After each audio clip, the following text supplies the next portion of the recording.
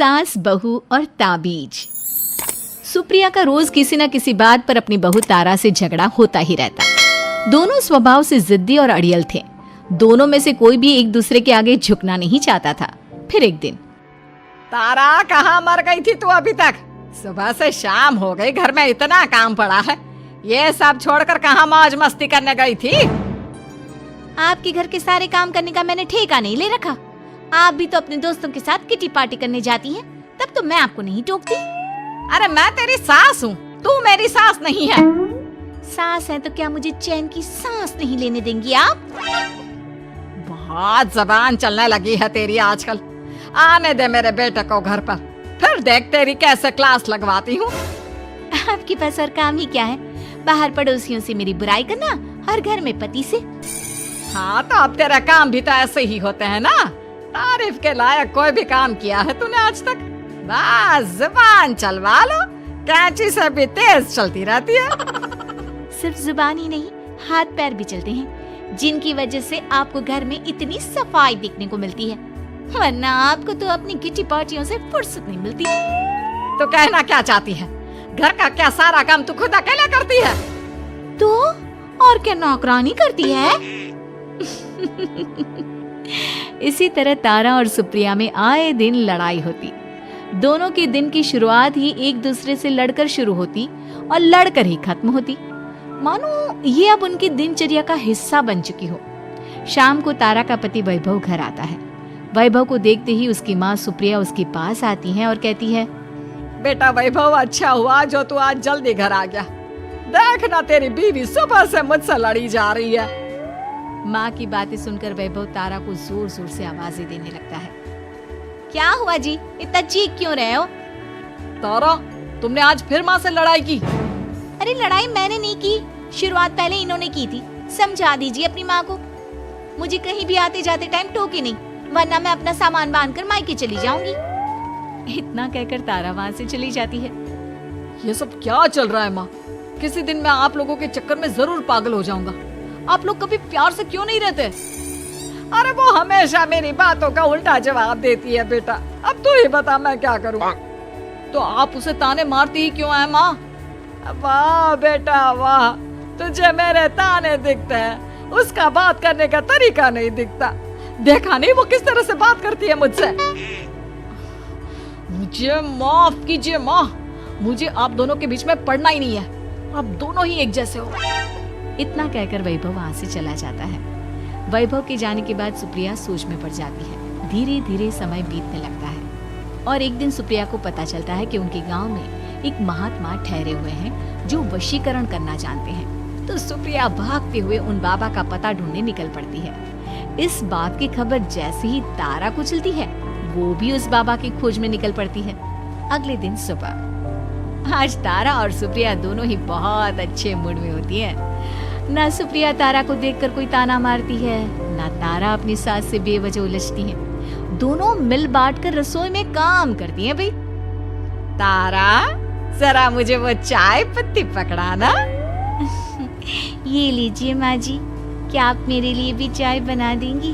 अरे हाँ हाँ, क्यों नहीं। इसी तरह दिन बीतते हैं और दोनों का रिश्ता भी निखरने लगता है। ऐसे ही देखते 3 महीने बीत जाते हैं। आजकल ये मैं क्या देख रहा हूँ? अचानक आप दोनों के बीच इतना प्यार कैसे हो गया? एक दिन था जब कभी माँ आप तारा को ताने देते देते नहीं थकती थी, और तारा तुम पहले तो कितना उलझती थी माँ से, तो अब ये अचानक क्या हो गया आप दोनों को? अरे यह सब तो एक बाबा का कमाल है, जिसने मुझे ये ताबीज दिया था। सुप्रिया के हाथ में बंधा ताबीज देखकर तारा चौंक जाती है। ये ताबीज तो उस बाबा ने मुझे भी दिया था, आपको अपने वश में करने के लिए। इसका मतलब तू भी उस बाबा से मिलने गई थी? आपकी हरकतों की वजह से ही मुझे जाना पड़ा था।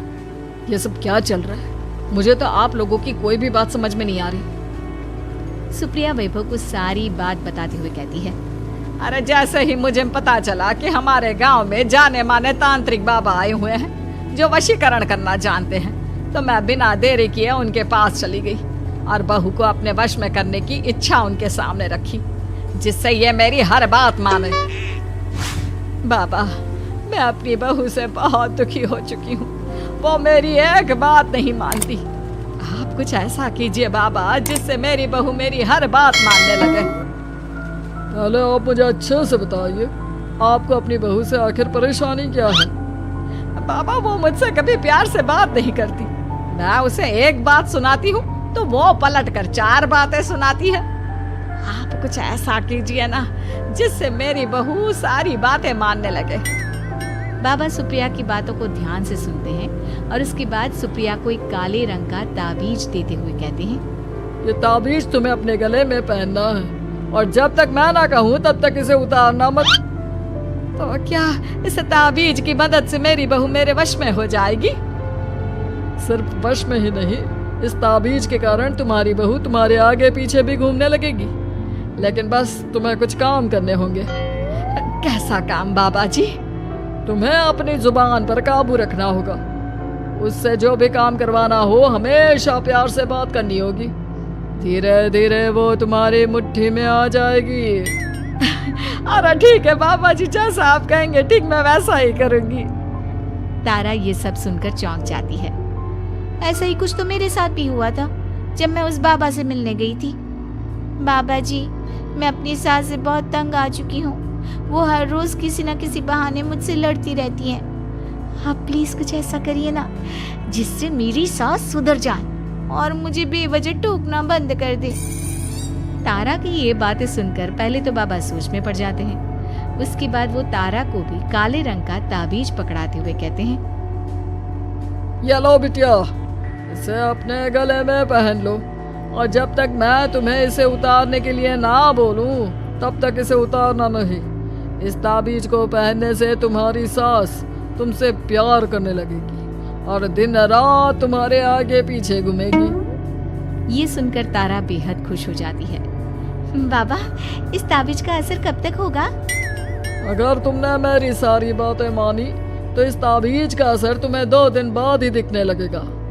उसके लिए सबसे पहले तुम्हें अपनी सास को इज्जत देनी होगी, उनके साथ प्यार से बर्ताव करना होगा और अगर कोई भी काम भी करवाना हो तो प्यार से ही बात करनी होगी।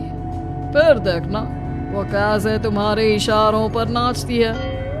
ठीक है बाबा जी, जैसा आपने कहा है मैं ठीक वैसे ही करूंगी। इसका मतलब उस बाबा ने हम दोनों को एक जैसे ताबीज देकर पागल बना दिया। जरूर कोई ढोंगी बाबा होगा। इतने में ही बाबा भी उनके घर पहुंच जाते हैं और मुस्कुराते हुए उनकी ओर आते हैं और उनसे उनके हालचाल पूछते हुए कहते हैं, ताबीज का असर हुआ या नहीं? बाबा जी, आपने हमें एक ही जैसा ताबीज देकर पागल बनाया है। ऐसा कैसे? ताबीज ने अपना काम तो पूरा ही किया है। आप दोनों को देखकर लगता तो नहीं कि अब भी आप लोगों के बीच कोई खटपट है।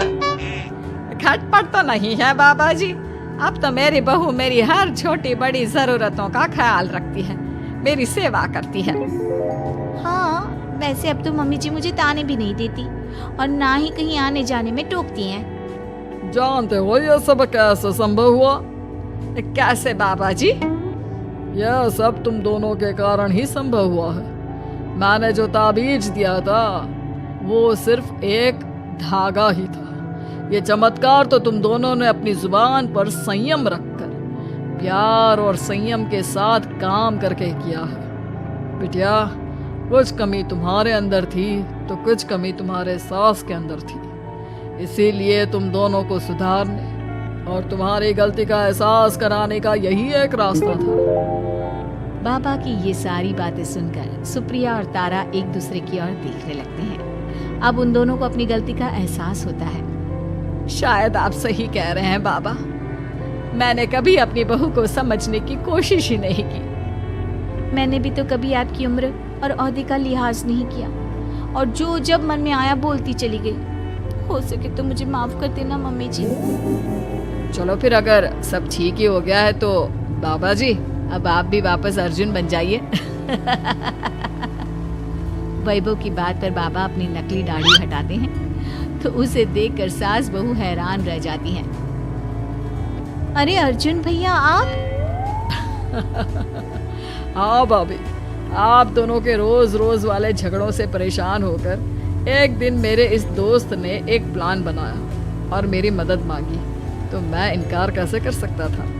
और देखिए आज उसका नतीजा हम सबके सामने है। सब जोर जोर से हंसने लगते हैं।